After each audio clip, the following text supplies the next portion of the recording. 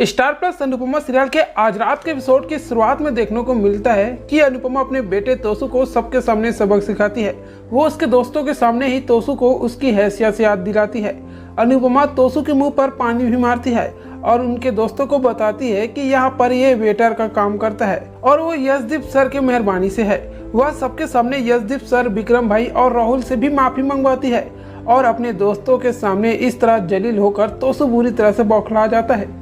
वहीं ड्यूटी के बाद तोसू चिड़ा हुआ घर पहुंचता है और चीजें इधर उधर करते हुए शोर मचाना शुरू कर देता है। इस दौरान किंजल अपने ऑफिस की एक जरूरी मीटिंग में होती है और वह इशारों से कई बार उसे शोर न मचाने के लिए कहती है, लेकिन तोसू नहीं मानता। लिहाजा किंजल का जो क्लाइंट होता है वो कॉल कट कर देता है और वह उस पर भड़क पड़ती है। तोसू तब कहता है कि किंजल और अनुपमा का दिमाग खराब हो गया है। वह कहता है कि इसीलिए पुराने वक्त में औरतों को चार दीवारी के अंदर में बंद रखा जाता था, क्योंकि उनसे सक्सेस बर्दाश्त नहीं होती थी। वहीं तोसू अपनी माँ का गुस्सा किंजल पर निकालने लगता है और अपनी माँ और पत्नी को बुरा भला कहता है।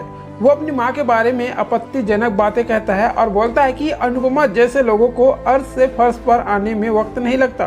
किंजल उसे समझाने की कोशिश करती है, लेकिन तोसू एक नहीं सुनता है। वह कहता है कि एक दिन वो अनुपमा से ज्यादा कामयाब और फेमस होकर दिखाएगा, उससे बड़ा रेस्टोरेंट खोलेगा, तब उसकी माँ गिड़गिड़ाते हुए उसके पास आएगी। वह इसके बाद अनुपमा सपना देखती है कि रेस्टोरेंट में फूड क्रिटिक उसे 5 स्टार रेटिंग देते हैं।